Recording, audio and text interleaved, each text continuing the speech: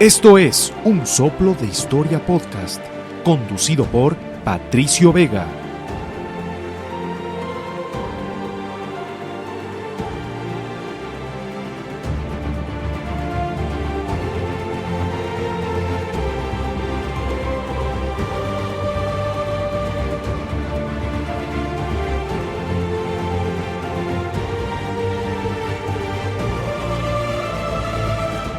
Amigas, amigos que nos escuchan en Un Soplo de Historia Podcast, sean bienvenidos. Estamos en un programa muy especial y nuevamente con un invitado de lujo que ahora nos ha acompañado y nos acompaña. Bueno, con él interactuamos un poco en las redes sociales, en Facebook, y tiene pues un trabajo también muy interesante a nivel de la investigación y de contrastación también con temas bíblicos. Pero bueno, antes de eso y antes de introducirles al tema, sí les queremos invitar, por favor, a que nos acompañen y nos sigan en nuestras plataformas de podcasting. Primero estamos en Spotify como Un Soplo de Historia Podcast. Nos van a ayudar muchísimo si nos siguen, se hacen seguidores y también nos califican con las estrellitas que tiene pues el sistema de evaluación de Spotify. También estamos en iVoox, igualmente Un Soplo de Historia Podcast, y por supuesto en iTunes. Comentarios, retroalimentación siempre serán valorados y apreciados. Además, eso nos motiva muchísimo para seguir adelante con este trabajo de difusión histórica. Bueno, ahora vamos a tocar un tema muy especial, ¿no? El programa anterior, podríamos decir que nos pasamos de coles a nabos. Estuvimos hablando del pueblo de los heftalitas, que fue pues una tribu nómada, digamos así, que realmente fue una amenaza constante contra los persas. Y ahí hablamos muchísimo de las guerras, de los enfrentamientos bélicos, cómo los heftalitas dominaron Asia Central, incluso atacando y asediando al poderoso imperio Gupta en lo que actualmente es la India. Pero ahora nos cambiamos completamente y nos vamos a un tema que podría llamarse quizás más trascendental, pero que lo analizaremos desde el punto de vista historiográfico, por supuesto, como lo hacemos aquí, que es nuestra característica, pero también antropológico y un poco, por supuesto, estaremos revisando temas a nivel teológico para ir matizando y pues desenvolviendo este conversatorio. Ahora con nosotros está Franco Badilla. Él es un investigador argentino que viene desarrollando su actividad desde hace ya algunos años. Lo interesante de Franco y que hemos revisado pues en su introducción es que ha investigado muchas religiones y esto es interesante, las ha estudiado, se ha interiorizado en ellas a nivel del mundo judío, del mundo cristiano ortodoxo, cristiano católico. Entonces sabe, entiende y conoce estas temáticas. Y definitivamente el tema que hoy vamos a tratar tiene que ver con la muerte y con la resurrección. Y aquí vamos a partir con una reflexión muy interesante que tiene que ver con el hecho de que el ser humano siempre ha temido, desde el origen de los tiempos, siempre ha temido por la muerte, porque es lo desconocido. No se sabe o no se ha tenido ciencia cierta de lo que hay más allá. Y para evitar ese temor, ese pavor ante la muerte, ante lo desconocido, ante lo incierto, el ser humano ha tenido que valerse de muchas creencias para poder superar y de alguna manera embalsamar, poder suavizar de alguna forma este concepto tan delicado, etéreo por una parte, pero tan cierto como es la propia muerte. Así que con Franco estaremos conversando. Franco, bienvenido a los micrófonos de Un Soplo de Historia Podcast. Un gusto, Patricio, gracias por tu invitación. Y bueno, primeramente quisiera saludar a tu audiencia y felicitarles a todos ustedes por ser partícipes de este espacio que gratamente comparte Patricio. Sé su trabajo, sé su buena voluntad. Y quiero remarcar antes algo muy importante. Antes de comenzar, la sencillez y la humildad de Patricio, la verdad es reconocible, sabiendo que soy un estudiante, sí, con miras académicas, un investigador independiente. Cuando estamos en un mundo donde, digamos, el target sería muy importante, donde los títulos serían más que importantes, y muchas veces las tendencias de las sociedades, cuando aparecen los monopolios en la historia de la humanidad, tienden a perpetuar la idea de la credencial, la idea del gran título, pero este trabajo, el trabajo bueno lo estamos haciendo aquellas personas que ya no pertenecemos a un monopolio, que ya no pertenecemos a una institución, a una entidad o a un pensamiento determinado. El gran trabajo investigativo, crítico, acrítico, el gran trabajo de discusión y debate lo está ejerciendo esa persona libre de paradigmas religiosos, libre de paradigmas aún históricos. Sabemos que la historia, sabemos que la ciencia aún fue manipulada también por liderazgo religioso, como decía Patricio. Mi trabajo ha sido siempre investigar, aunque pertenecía a diferentes grupos, diferentes credos. Hoy, al día de hoy, estoy realmente libre de todas esas instituciones que me permiten trabajar hoy. Hoy justamente este tipo de pensamientos me permiten avanzar en un camino de la libertad de la investigación. Así que muchas gracias, Patricio, por tu invitación, muchas gracias por confiar en lo que uno sencillamente puede aportar, y estamos aquí para aportar y comentar acerca de un tema extraordinariamente, digamos, desbordante en cuanto a la cantidad de información, desbordante a las preguntas que se generan a través del tema de la muerte, de la vida de ultratumba, de la resurrección. La pregunta desde el inicio tendríamos que comenzarla de alguna manera, que es la cuestión que el ser humano siempre se planteó, ¿no? El ser humano desde el Paleolítico, desde la edad de piedra, luego al Neolítico, y siempre antes en el Mesolítico, y así sucesivamente en todas las eras, va a plantearse esta situación: ¿qué hay después, o cómo es la muerte? ¿Cuál es la dimensión de la muerte? ¿Qué abarca la dimensión de la muerte? A medida que el ser humano en las sociedades iba creciendo, iba avanzando, se preguntaba, y esto tenía que ver con las divisiones de clases sociales. Esto es muy importante entenderlo. Cuando el hombre produce, se da cuenta que la tierra puede devolverle el sembradío, que la tierra puede devolverle su comida, que puede radicarse en ciertos territorios, empieza a monopolizar. Por eso arranqué con esta cuestión de los monopolios, de las grandes instituciones, que son el resultado de un inicio, por supuesto, y que está mezclado de forma híbrida entre lo filosófico, lo espiritual, para que entienda nuestro público, y lo racional. Esto nace de forma racional y termina en una dimensión filosófica espiritual, ¿no? Nace en una dimensión de lo material, donde ¿qué haré yo si me muero? ¿No? Ahora, ¿qué pasa si yo me muero y veo un ser querido? O sea, la primera civilización se preguntaba, cuando veía un cuerpo inerte y muerto, ¿dónde iba? ¿Qué sucedería? ¿Por qué pasa esto? Empezaban a observar. La observación fue el primer punto de arranque con todos los temas, pero específicamente con, creo, este tema que estamos de acuerdo, Patricio, el trascendental de la humanidad. ¿Qué es la muerte y qué sucede luego, después de la muerte? Y Franco, estamos aquí para compartir. Franco, yo diría, perdón ahí la interrupción, pero yo diría, y quizás para matizar o para complementar, cuando uno lee, por ejemplo, papiros egipcios antiguos, los interpreta o ve sus traducciones, y asimismo leyendo ciertas tablillas sumerias, que obviamente tienen un enfoque y una cosmovisión diferente, los dos, definitivamente es así, pero se plasma esa gran duda y ese temor que tiene el ser humano. Primero, uno evidencia que estas personas de la antigüedad son más parecidas a nosotros de lo que realmente llegamos a creer, es decir, tienen dudas, tienen temores, tienen inseguridades, se preocupan por sus seres queridos, básicamente. Eso es lo que podemos ver en estos documentos, pero también está la otra parte, y esa es la de la muerte. ¿Qué hay más allá? Por ejemplo, los egipcios, y esto lo hemos conversado en otros programas, los egipcios, y esto lo hemos investigado y lo hemos trabajado, los egipcios tenían una percepción de la muerte como algo incluso hasta positivo, de trascendencia, ¿no? De acercarse a la divinidad. En cambio, los sumerios no, ellos más bien lo veían con terror, con auténtico pavor la muerte. Es decir, había un miedo gigantesco de caer en el lapso y nunca más poder volver a ver la luz del sol. Y la muerte prácticamente se veía como una especie de castigo de los dioses para este ser alevoso que era el ser humano, porque esa era la percepción que tenía, la autopercepción que tenía el sumerio o estas comunidades antiguas ante la deidad, que básicamente su mortalidad era un castigo por esa alevosía.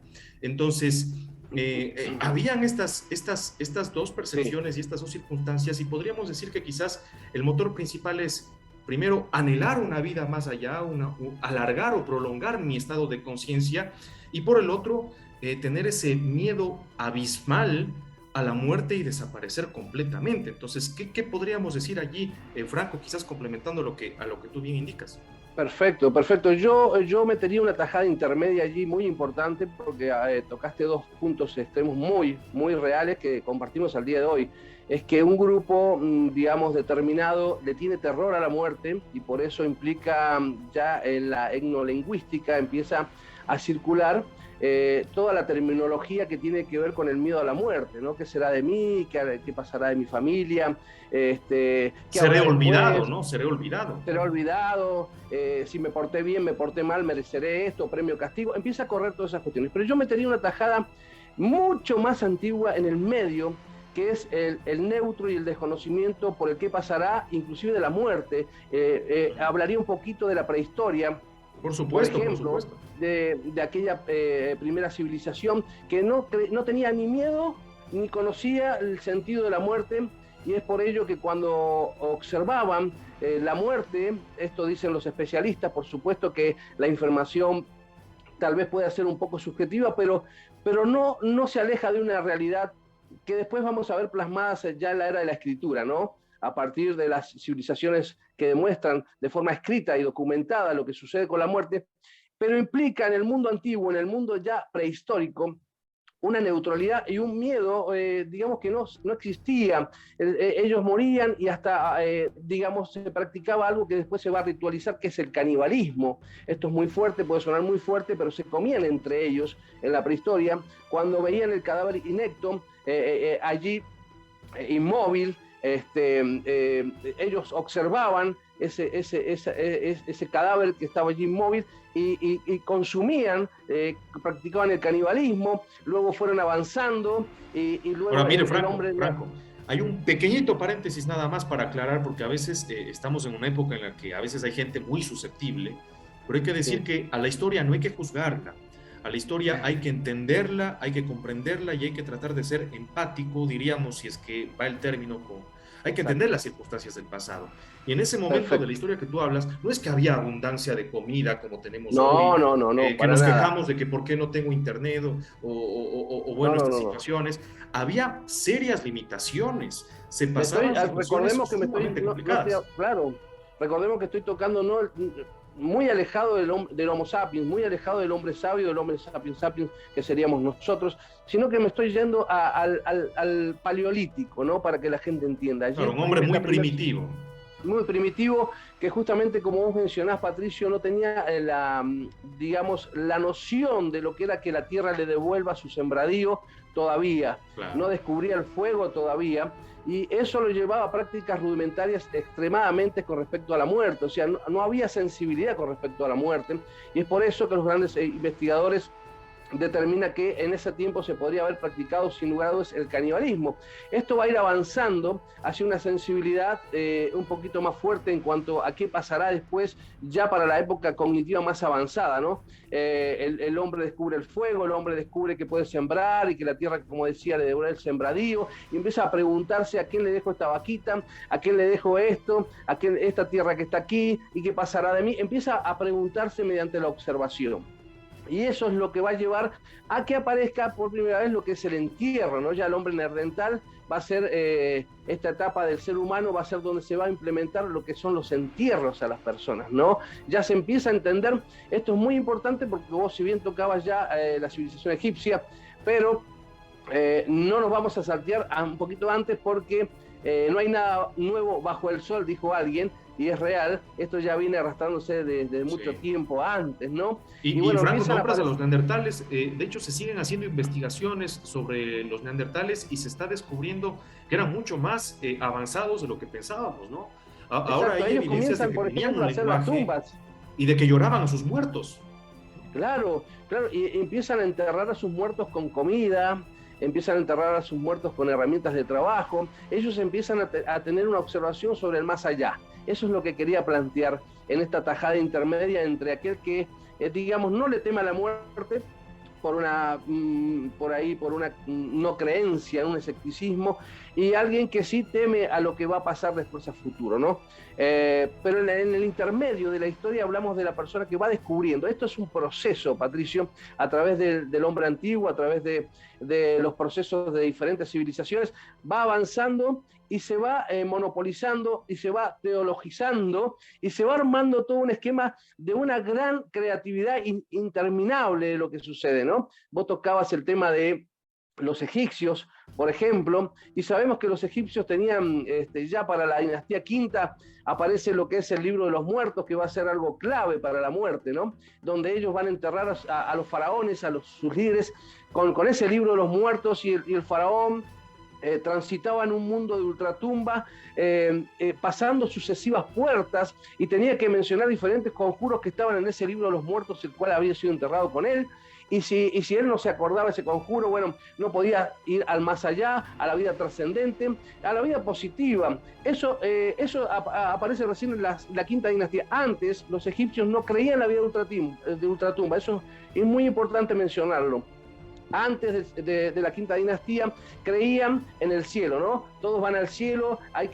¿Dónde iban? Al cielo, ¿no? Ahora después aparece esta cuestión de la vida de ultratumba, donde el faraón tiene que atravesar diferentes puertas. Y esto me recuerda a un texto de la Biblia, si podemos ir ya abanicando un poquito el tema del mundo de la Biblia, Patricio, si me permitís. Por supuesto. Donde el escritor del Evangelio de Mateo, como se lo conoce, en el capítulo 16, habla de un relato de una historia donde Jesús se encuentra con Pedro. Curiosamente, las palabras dicen, tú eres Pedro y sobre esta piedra edificaré mi iglesia, ¿cierto? Un texto muy conocido, y le dice, y las puertas del Hades no prevalecerán contra ella. Y las puertas del Hades, esto es totalmente transcultural, esto hay que aclararlo. Nosotros somos una creación de aculturación, de transculturación, de desculturación y de neoculturación. ¿Cómo sería esto? Yo asumo, de alguna manera, culturas porque me conecto. El mundo de la Biblia, que es el que estamos en cuestión, pero a la vez vamos abanicando por todos lados en esta noche, es importante que se conectó con muchas culturas, sobre todo con la egipcia. Vamos a ver hoy algunos textos de esto. Y en esa cuestión es muy importante porque se aculturizó, ¿no? Eso no lo podemos negar, porque la gente piensa que la Biblia bajó del cielo, que los ángeles bajaron con un producto terminado, original, único, en un idioma que hablaban los ángeles, que los patriarcas prácticamente levitaban, etcétera. Y bueno, es una idealización del texto, pero la realidad histórica, cultural, nos indica otra cosa, que todo lo que hoy se cree en diferentes lugares de dogmáticos, doctrinales, secuencias de creencias diferentes, son resultado de algo que ya existía, que se fue transculturando, entonces se aculturizó, luego eso se transculturizó, o sea, llegó a ser parte de cada civilización. Luego la persona decide desculturizarse. Vemos, por ejemplo, la época de anterior al Segundo Templo, ahí intermedio, ¿no? Donde empieza todo el movimiento helénico fuerte sobre Israel y todas las influencias filosóficas, y eso es normal de todas las culturas que van asumiéndose. Entonces se empieza a desculturizar. Algunos judíos de aquella época renegaban de su circuncisión y injertaban algún tramo de una piel rara ahí para no parecer circuncisos, querían parecerse a tal o cual cultura. Entonces empieza a desculturizarse la persona. Y luego, ¿qué es lo que pasa? Lo que pasa hoy, Patricio. Nadie quiere ver que lo que está en la Biblia es un eco de las culturas anteriores. Nadie lo quiere ver, pero es un proceso normal y surge lo que se llama la neoculturación, que es asumir algo, una nueva cultura. No me doy cuenta cómo estoy hablando así, no me doy cuenta cómo yo pienso en el más allá, no me doy cuenta que, por ejemplo, en las misas a los muertos son un resultado también antiguo, del antiguo Egipto, de la antigua Babilonia, etcétera, el entierro, con ese deseo, con esos regalos que mucha gente le manda a sus muertos, ya viene con antecedentes, digamos, antiguos. Y es por eso que en esta primera parte me gustaría remarcar esto. Primero, que no es nuevo. nada nuevo, siempre fue de transculturación, ¿no? De otras culturas. Nos aculturizamos, nos transculturizamos, nos desculturizamos y los neoculturizamos. Entonces, ahora todo parece nuevo y parece que la autoría de lo que pasa después de la muerte lo tuviera la Biblia. De ninguna manera, la historia de la antropología... De hecho, Franco, para reforzar un poco lo que dices, esto lo hicimos en un programa anterior con César Silva, gran investigador, gran arqueólogo peruano, y con él íbamos matizando, ¿no? Y es evidente, es decir, no hay como tapar el sol con un dedo. La Biblia tiene una enorme cantidad de pasajes y textos que coinciden enormemente con textos sumerios, con textos babilónicos, con textos incluso clásicos griegos, con textos egipcios, que simplemente cambian algunos eventos, cambian los nombres, evidentemente, pero de allí, es decir, el basamento y la esencia de la historia o del relato es el mismo. Exacto, como te mencionaba hace un momento, ese eco del texto de Mateo, donde dice las puertas del Hades no prevalecerán, y está hablando justamente de esa transculturación egipcia, donde el faraón tenía que pasar por diferentes puertas, por ese Hades, por ese lugar de los muertos, ¿no? Recordemos que Hades y Seol son dos palabras que se confrontaron con Jerónimo en el siglo IV, y este hombre no sabía qué hacer con estas palabras para traducirlas al latín, y bueno, había una palabrita ahí que era infernum, y puso esa palabra, que significa el lado inferior de la tierra, y ya este hombre iba a equipar su idea, iba a hacer de la etnolingüística, de la creencia de su momento, para que luego sea la sociolingüística que abarque una sociedad completa, la palabra infierno, que en realidad es un mérito esforzado de tratar de traducir dos palabras, una griega y una hebrea, ¿no? Seol y Hades. Entonces empieza también el juego de palabras, Patricio, en el tema de la muerte. Empieza el juego de palabras, infierno, Hades, seno de Abraham, el valle de Hinnom, los sacrificios humanos, y empieza toda una ensalada donde vuelvo a mencionar lo que dije al principio.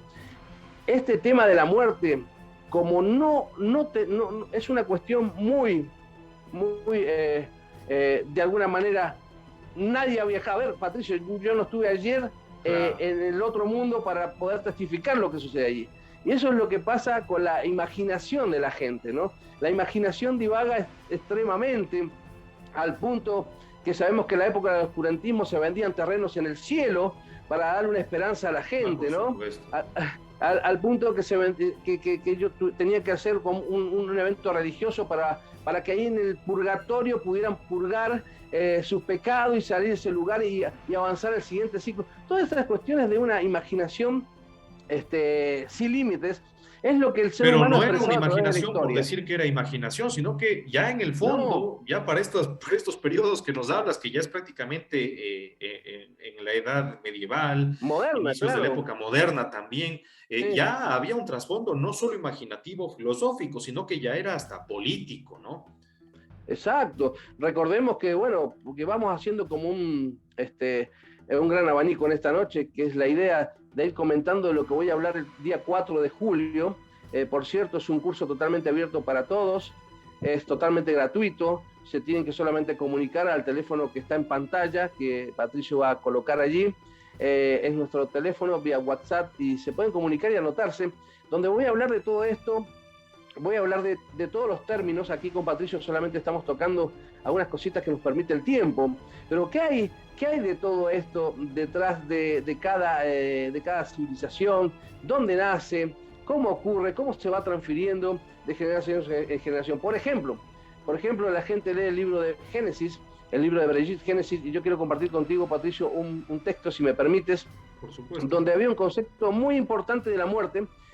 Recordemos que la Biblia se escribe en un tramo de 1000 años antes de la era común y 100 después, así que tenemos un tramo de un proceso de la Biblia de 1100 años aproximadamente, pero habla de todos los tiempos, anacroniza muchísimo, porque la persona escribe muchos años después de que sucedió el evento, y eso trae muchos problemas. Eso es obvio, ¿no? Pero bueno, eso pasa mucho en las fuentes antiguas. Normalmente los historiadores escriben después de años, de décadas, o incluso de cientos de años. Entonces no es de todo fiable la fuente a veces, ¿no? Hay que contrastarla muchísimo. Claro, exacto. Yo diría que la Biblia es muy peligrosa yo diría que eso es lo que al principio me hubiese gustado remarcar un poquito más, que es el tema de entender que la Biblia contiene mitos, contiene muchos mitos, que para mí en lo personal es un compendio mítico, donde interfieren dioses y hombres, donde animales hablan, donde hay un Dios que ha matado, según algunos estudiosos, investigadores que están buscando los números y estadísticas en la Biblia, más de 25 millones de personas, que la gente no lee esas cuestiones y que las entiende como literales y propias para el tiempo de hoy. Si bien lo peligroso del tema que estamos hablando hoy es esto, Patricio, es entender las cuestiones del pasado, de 4.000 o 3.000 años antes de la era común, tratar de concepcionarlas en este tiempo presente, llevarlos a conciliarlas en una forma dogmática, creencia. Hay gente que aún hoy en la sociedad tiene miedo al infierno, tiene miedo a lo que pasará más allá, basándose en fuentes de 3.000, 4.000 años antes. Entonces, es muy interesante entender que la Biblia es un libro de mitos, que todo puede suceder, que en la creencia los animales hablan, como dije al principio, que hay unos locos que corren alrededor de un muro y tocan trompetas y ese muro se cae, que en la Biblia se puede matar fácilmente con una onda a un gigante. Es un libro que realmente divaga y desborda en la creatividad. Y a mí, al día de hoy, lo que me interesa son los títulos para poder estudiarlos. Por ejemplo, que quería compartir contigo allí en Génesis capítulo 2, verso 7, dice: entonces Yahvé formó al hombre con el polvo del suelo e insufló en sus narices aliento de vida, y resultó el hombre un ser viviente, ¿no?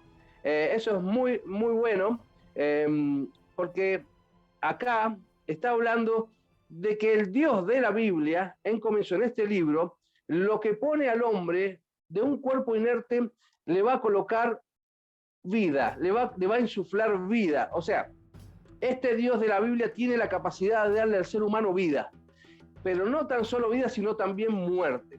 Continuamente vamos a ver en la Biblia que Dios te da vida, el Dios de la Biblia te da vida y te da muerte. Digo el Dios de la vida en estas instancias porque para mí, digamos, es una propuesta más de las que podemos encontrar en toda la literatura sagrada, si se puede decir así, ¿no? Este Dios de la Biblia propone también darte vida y también propone darte muerte. Entonces, cuando vemos aquí que insufla vida, le está dando vida, pero fíjate lo que dice en el capítulo 2, verso 17, capítulo 2, verso 17, también muy importante, donde dice, si comieres de este árbol, ese día morirás. Si comieres de este árbol, ese día morirás, ¿no?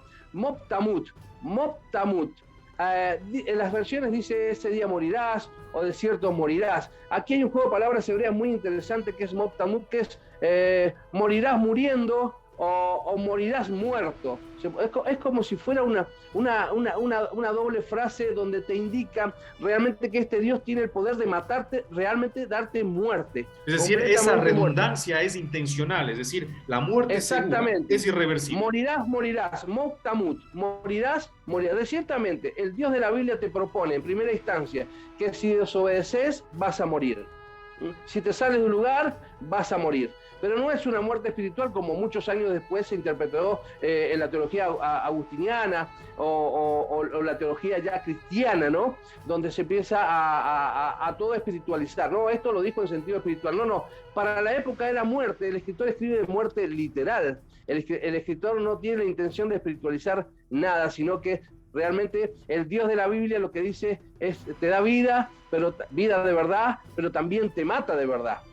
Moptamut dice te mata de verdad. Entonces, acá es muy importante entender este principio para los que van a entrar al mundo de la Biblia. Nos encontramos con un Dios que tiene poder de dar vida, pero también de matarte físicamente, no espiritual. De hecho, voy a reiterar, según investigaciones, en la Biblia hay más de 25 millones de personas que murieron de manos del Dios de la Biblia. Más de 25 millones de personas. Si tú no te metes a esa arca, te vas a ahogar. Si tú no haces esto, te vas a matar. Ve y mata niños, mujeres, quema todo el pueblo. O sea, la gente no lee como tiene que leer la Biblia pero la Biblia habla de muerte de etapa a etapa, y continuamente este folclore de la muerte y de la vida, de lo que va a pasar después de esto, es el idioma central de la Biblia. Por eso me entusiasmó muchísimo por nuestro lado dar este curso, y me entusiasma muchísimo que también, Patricio, seas interesado en estas cuestiones, porque yo lo creo que es el eje central del mundo mítico de la Biblia. La muerte, la vida y después de la muerte es algo muy importante. Por supuesto, ¿no? Es decir, es interesantísimo todo esto que manifiestas, Franco, y la verdad bien argumentado. Ahora, aquí hay un tema que sí me gustaría también señalar. Eh, Puede entenderse quizás, y esto es a nivel de toda la cuenca del Mediterráneo, que tenemos todas estas culturas, ¿no? El pueblo de Israel, que al final termina siendo un heredero de las poderosas ciudades-estado del pasado, Mesopotamias, que se iban traslapando entre sí e iban formando reinos y también imperios, ¿no? Los primeros imperios de la humanidad, de hecho, surgen de allí. Y bueno, en la comunidad de Israel va heredando también estos aspectos, pero también va heredando y va recibiendo mucha influencia de Egipto, va recibiendo influencia ya posterior, obviamente, de los griegos. Y bueno, qué decir de los romanos, existe también un intercambio y una simbiosis, los propios romanos influencian, y por eso es que finalmente el imperio romano se termina convirtiendo al cristianismo, ya para prácticamente el siglo III, siglo IV, ya era prácticamente un imperio cristiano, ¿no? Cristiano católico, y con todo eso que implicaba. Pero aquí, digamos, se puede entender, hay un intercambio cultural. El poderoso se impone ante el que quizás es más débil, y con todo ese poderío, no solo militar, también viene un poderío cultural y un poderío religioso, un poderío social, un poderío político. Influencia, y como tú dices, hay esa clara definición de cómo los pueblos van asimilándose, van convirtiéndose, van mutando, van tomando las creencias locales y las van mezclando, las van adaptando con todas las influencias extranjeras. Pero es muy llamativo que en otras partes del mundo también existan concepciones muy similares, y eso de que realmente contactos humanos habría sido muy difícil que se hayan dado. Por ejemplo, hablamos de los mayas, ¿no? Los mayas también tienen un concepto del inframundo, ¿no? Ellos también tienen un concepto del inframundo, ellos también crean al ser humano con esa insuflación de vida, y de hecho pasan por varios tipos de seres, ¿no? De seres vivientes con distintos materiales, el uno con maíz, el otro con madera, el otro con barro, y al final todos ellos perecen, y el que queda pues definitivamente es el más efectivo, el que es más inteligente, el más apto, el más duradero. Pero existen de todas maneras ciertos paralelismos, y allí sí es muy difícil justificar, pues bueno, que hayan tenido contacto, ¿no? Por las diferencias geográficas más que evidentes. Pero quizás podríamos decir que hay cierto criterio cognitivo en el ser humano, por la misma razón de preguntarse qué es lo que hay más allá, para empezar a justificarse o tratar de darse, digamos, esas respuestas racionales que tú decías al inicio, ¿no? Exacto, perfectamente. Sí, de hecho tenemos en Enuma Elish, que es un poema extraordinario de la época, y que manifiesta exactamente lo mismo, ¿no? Cómo se insufla a los dioses y le dan alma viviente al ser humano, y usan materiales, como vos decías, de la misma agricultura, del barro, de la tierra, para crear al ser humano. Todas estas cuestiones iconográficas que comparten las culturas, ¿no? Que transculturan. Y dijiste de algo muy importante que me toca ahí un tema muy importante: el más grande sobre el más chico, el más poderoso sobre el más débil. Eso, a la hora de transculturar una idea como la idea de la muerte, fue clave, porque bueno, recordemos que la forma de dominio de Babilonia es muy diferente a la forma que tenían los persas, por ejemplo, o los que tenían Roma mismamente, ¿no? Ni hablar de los sirios. Recordemos de su estadía allí en Babilonia por más de 70 años, algunos dicen, va a conllevar esa canalización que venía atrás de los acadios y un poquito más atrás de los sumerios. Así que de Sumeria a Acadia, de Acadia a Babilonia, de Babilonia a Israel. Ahora es importante que Israel no va a tomar, Israel va a traer. Eso es lo que quería remarcar. Israel no va a tomar, va a traer, porque Israel históricamente no es el pueblo, la maqueta que bajó del cielo, ¿cierto? Sino que Israel es una conjunción de clanes de todas partes que luego el mayor va a consumir al menor. Entonces, esto era muy común en la antigüedad, que por ejemplo Patricio tenía en su familia 3 integrantes, pero yo tenía 1000 integrantes, así que ahora el clan o la tribu va a llevar mi nombre, pero en mi tribu estás vos, que sos de otro apellido, está Pepito Pérez, está Juan, no sé, Rivas, que es otro. Entonces el clan lleva el nombre del mayoritario, del más poderoso. Y ese mismo poderoso va a marcar la cultura, va a determinar cómo se maneja ese clan, qué es lo que cree ese clan, si va a creer en esto, qué libro van a leer. Y bueno, en Israel prevaleció Judá, y entonces, pero Judá asume un montón de culturas, trae de afuera, ¿no? Cuando se conjuncionan los clanes, ahí van a traer diferentes propuestas de dioses, y ahí van a elegir a ver cuál es el más conveniente, y van a empezar a darle forma a su creencia.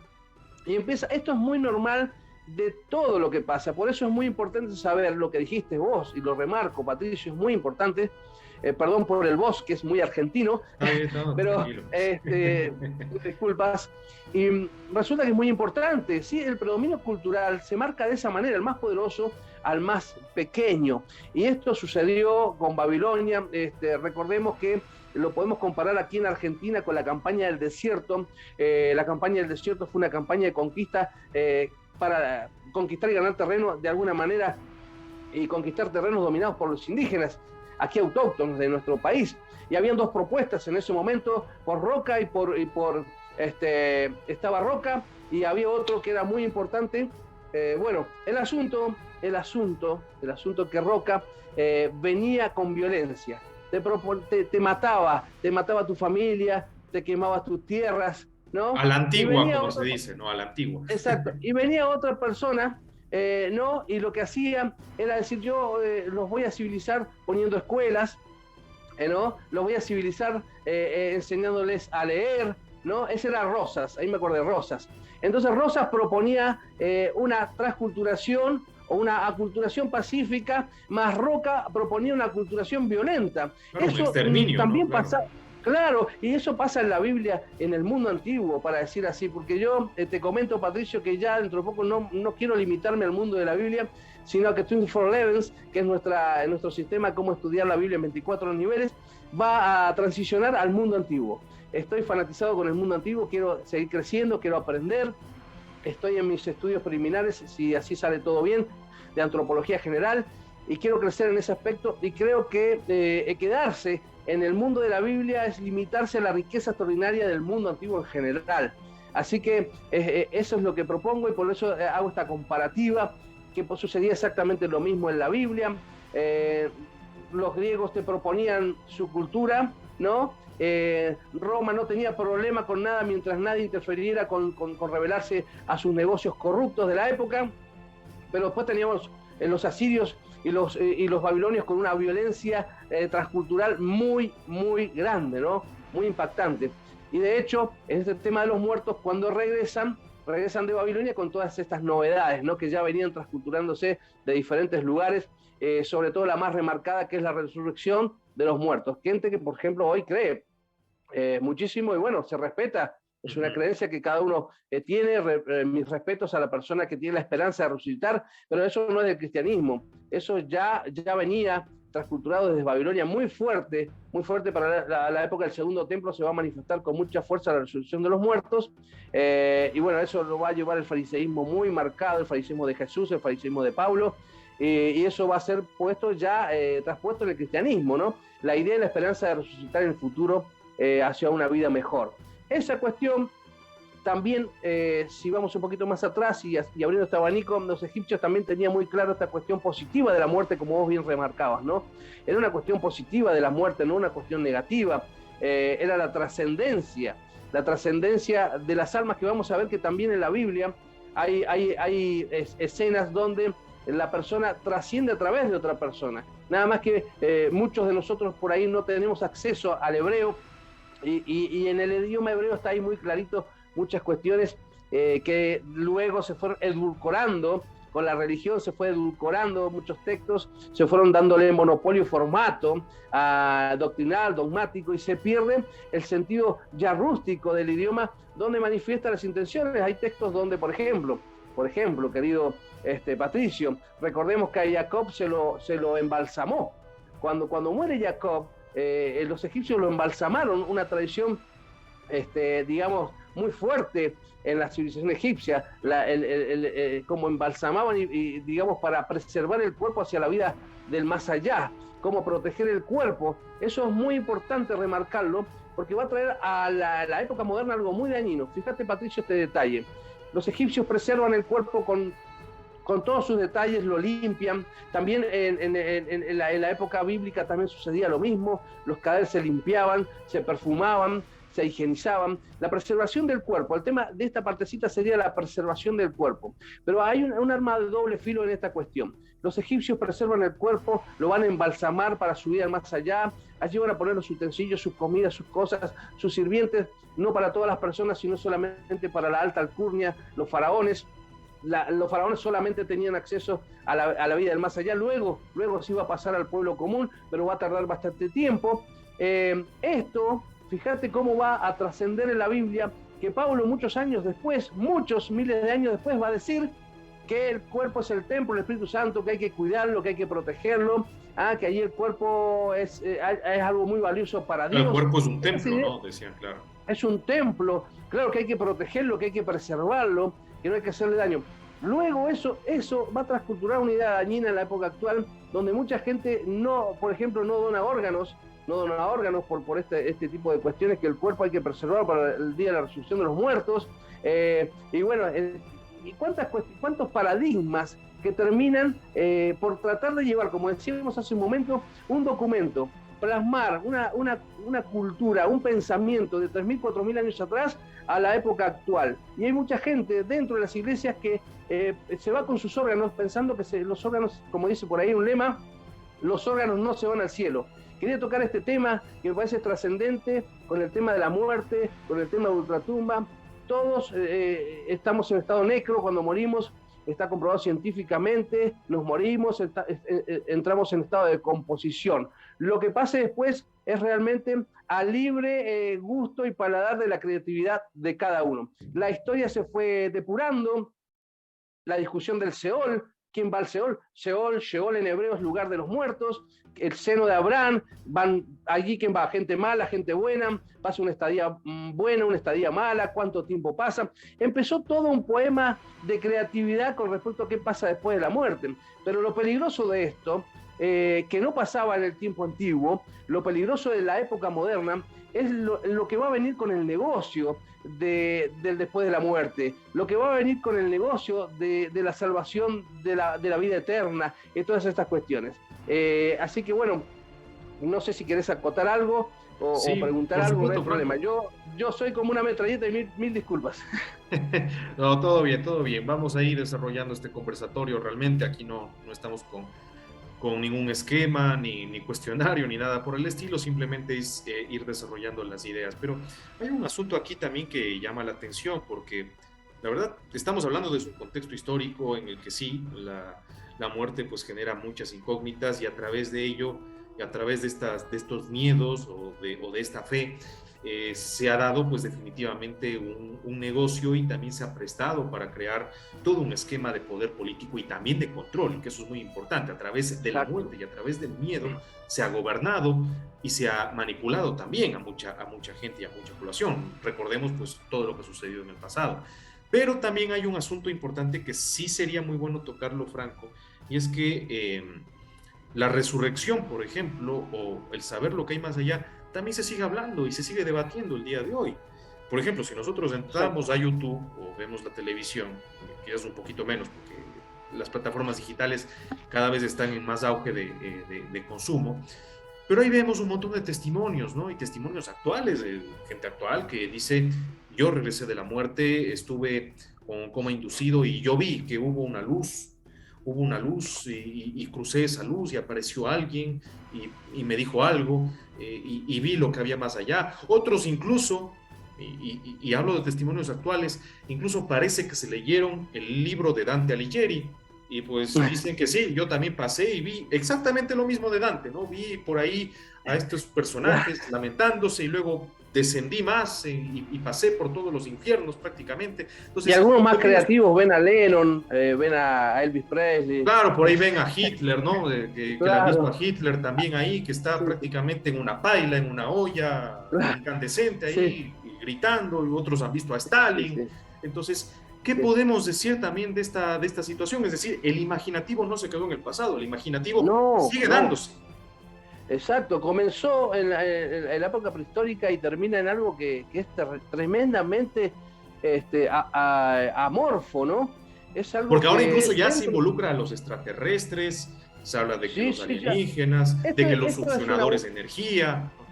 Exacto, es una bola de nieve, una bola de nieve que no para, querido Patricio, no para, porque la imaginación de esto, de qué sucederá después de que muera, y por qué estoy aquí, son preguntas que nos van a llevar siempre. Entonces, vos decías el poder, sí, el poder. Ciudadanos, yo veo y me sorprendo a gente que representa, por eso decía y arrancaba esto, diciéndote que los que realmente podemos llegar a tener un sentido crítico en estos tiempos de estas cuestiones, somos la gente que no estamos enmarcados en un sistema académico que tiene una tendencia, en un sistema religioso. Yo me sorprendo muchísimo escuchar a gente académica que son representantes, dicen ser representantes eximios, eruditos de la Biblia, preguntándose, por ejemplo, no de dónde viene la idea de la resurrección, sino preguntándose si es que Jesús resucitó o no resucitó. Pero, muchachos queridos, hermanos amados, compañeros, no sé,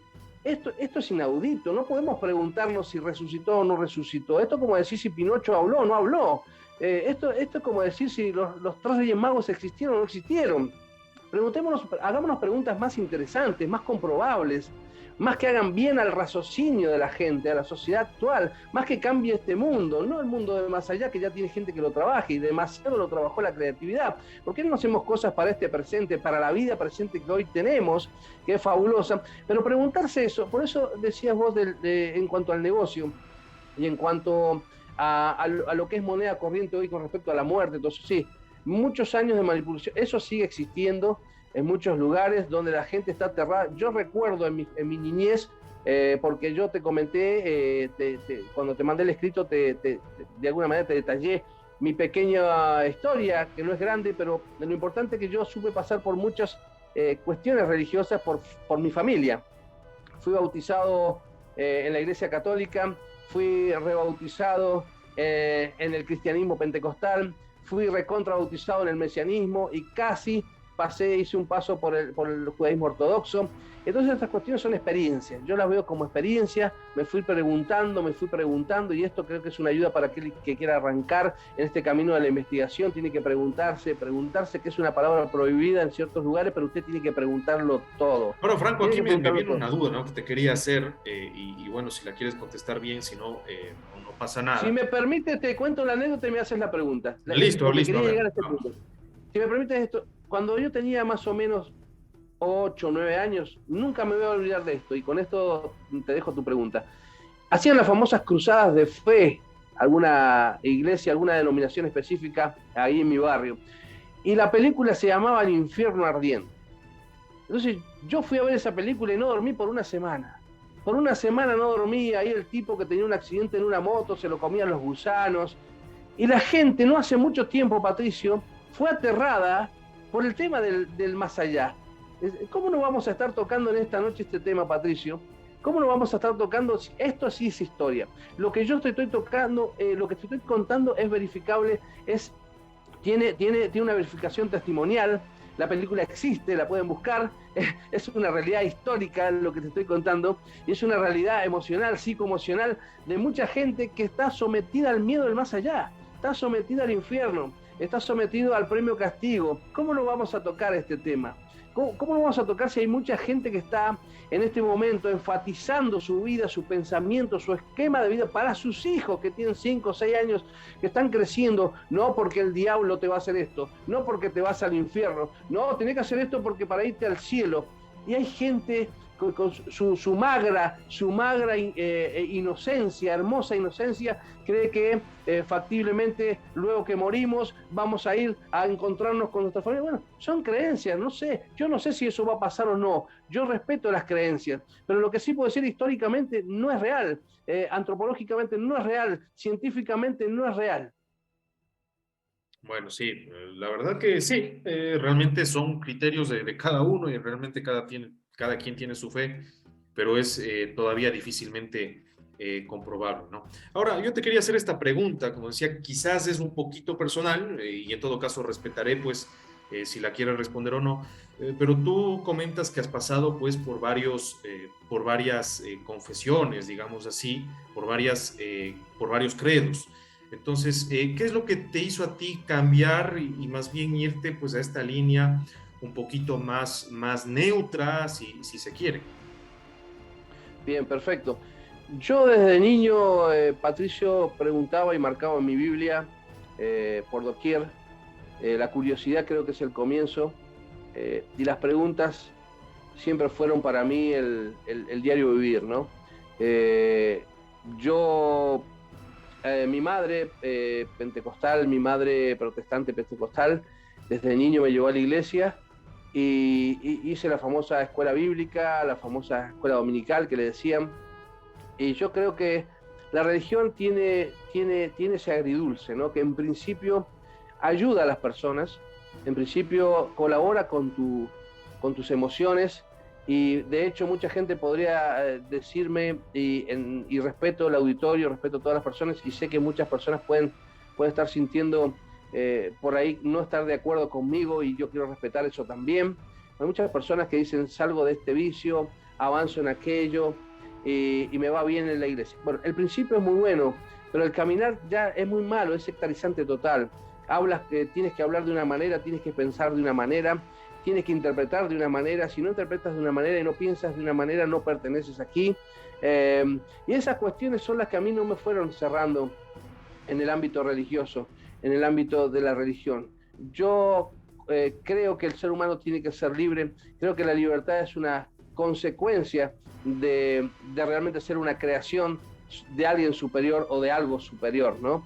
Y esas cuestiones fueron enfatizando en mí la decisión de seguir avanzando y seguir buscando respuestas justamente de qué pasará más allá, justamente de qué somos y quiénes somos y a dónde vamos, y todas estas cuestiones que nos preguntamos a diario, todos los seres humanos, es la observación, ¿no? que nos sigue día a día. Esas cuestiones fueron llevando, Patricio, a justamente ir renunciando a diferentes niveles de entendimiento, y al día de hoy yo entiendo y tengo la gran alegría de no tener miedo a la muerte, el gran privilegio de no sentir miedo a la muerte, y no quiero menospreciar al que tenga miedo a la muerte, ni a aquella persona que tenga temor. En realidad quiero ayudarle a esa persona, quiero decirle que realmente disfrute sus hijos, que disfrute su familia, que viva el día a día como si fuera el último, que disfrute que somos una secuencia hermosa de alguien que nos creó, de algo que nos creó, no sabemos qué, ni de dónde, cómo aparecimos, son todas teorías, algunas comprobables, otras no comprobables, pero la realidad es esta: estamos de pie, estamos vivos, y hay que disfrutar el presente, hay que disfrutar lo que somos, lo que aprendemos, lo que vivimos, como si fuera el último día, y eso para mí es la vida eterna, y eso es para mí lo que me dio libertad. Cuando yo salí del esquema religioso pude pensar de esta manera, y yo veo cuando se lo transmito. Yo soy papá de 4 hijos, el más grande 16 años, de ahí para abajo, 2 nenas y 2 varones, y cuando yo les transmito estas ideas, que mucha gente podría decir, qué feo es que le diga a tus hijos que los Reyes Magos no existen, qué feo es que les quites esa ilusión. No, yo a mis hijos les hago ver la realidad, y yo les digo, estudien, cambien este mundo, no piensen en el mundo de mañana si no pueden arreglar este mundo, sean políticos, no le tengan miedo a la política, no le tengan miedo a la religión, métanse en lugares donde nadie se quiere meter, hable a la gente de cosas lindas, de esta vida, de este presente. Eso es lo que me produce hoy esta libertad, y eso es lo que me ha ido llevando en todas mis etapas, Patricio. Y al día de hoy tengo este privilegio de pensar de esta manera en lo que concierne a mí, a mi entender, ¿no? Perfecto, Franco. Muchísimas gracias. Franco Badilla estuvo con nosotros. Franco, nada más ya para cerrar este espacio, quisiera darte el micrófono para que nuevamente hagas la invitación a este evento que vas a realizar en tu espacio. Bueno, con gusto, Patricio. Primeramente, quisiera invitar a todas las personas, nuestro sistema de estudio que va, me voy a caracterizar siempre por ir cambiando y evolucionando, y si descubro cosas nuevas, ir implementando estas cosas nuevas. Y nuestro sistema de nuestra plataforma, que usted lo va a encontrar como Mundo Bíblico Enseñanzas en Facebook. De hecho, Patricio conoce este lugar también, donde publicamos diferentes expositores. Seguramente este video también estará allí. Hemos publicado el trabajo de Patricio anterior también con el profesor, excelentísima entrevista, profesor César Silva, etc. Y entonces va a cambiar el formato hacia el estudio del mundo antiguo, seguramente en pocos días. Ya tenemos ya armado el esquema, donde vamos a estudiar toda la literatura sagrada, no tan solo la Biblia, sino toda la literatura sagrada. Y con gusto en otro momento podré comentarte, Patricio, de alguna cuestión del Corán, alguna cuestión de otro libro. ¿Por qué nos vamos a negar solamente a estudiar el mundo de la Biblia si tenemos tantas cosas extraordinariamente ricas para estudiar? Podemos hacer, me gusta la idea, podemos hacer después un programa sobre el Corán, ¿no? Que va a ser muy interesante. Perfecto, porque hay mucha literatura y ahí te vas a sorprender el paralelismo que hay del Corán con todo lo que hablamos hoy también. Por eso el exclusivismo del cristianismo queda aquí literalmente al margen cuando hablamos de la muerte, de la vida de ultratumba y de la resurrección. Todo esto está plasmado en mucha literatura sagrada, eso es muy importante mencionarlo. De todo esto voy a hablar el día 4 de julio, el lunes 4 de julio, 21 horas. Voy a transmitir por una plataforma que es totalmente gratuita. Usted se tiene que comunicar al número que va a poner nuestro amigo querido Patricio ahí en pantalla, vía WhatsApp, diciendo yo estoy interesado. Y el día del estudio le va a llegar el link para que usted se conecte a la clase. Y vamos a hablar de esto y muchísimos más que por cuestiones de tiempo aquí no podemos exponer, porque aparte también quiero que esté en la clase, es la verdad, quiero que también esté en la clase. Así que para ser parte de nuestra familia es una familia sin fines de lucro, solamente nuestro sistema de estudio se basa en donativos voluntarios, y el que pueda, el que no pueda, también puede acceder exactamente igual. Ese es nuestro sistema y vamos creciendo juntos, vamos aprendiendo, y este servidor, humilde servidor, que trata de brindarle todo lo que tiene al alcance para que usted entienda ahora, en estos días, el mundo antiguo y la literatura sagrada, que es extraordinaria en todos los sentidos. Perfecto. Aquí estuvo entonces con nosotros Franco Badilla, investigador. Hemos conversado sobre los temas del más allá, la muerte, ultratumba y resurrección en el mundo antiguo. Esto ha sido todo por hoy en Un Soplo de Historia Podcast. Permíteme, perdón. Patricio, querido, agradecido nuevamente con tu persona, agradecido por este espacio. Yo te insto a que sigas esta manera fluida que tenés. Me encantó poder conversar con vos, me encantó conocerte también, y voy a remarcar la oportunidad que me has dado.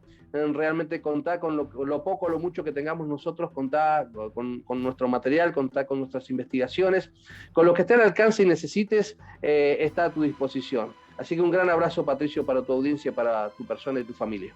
Muchísimas gracias, Franco, por tu generosidad y por tu apertura y por haber atendido pues a este llamado, ¿no? Realmente también agradecidos de corazón por ello. Y pues bueno, ahora sí le ponemos el punto final. Recuerden, y volvemos a lo que les decíamos en el inicio, nos van a ayudar muchísimo siguiéndonos en las plataformas digitales, Un Soplo de Historia Podcast, así estamos, en Spotify, en iVoox y también en iTunes. Sus comentarios, sus valoraciones serán importantísimas. Gracias y hasta la próxima. Listo, Franco, ahí estamos entonces.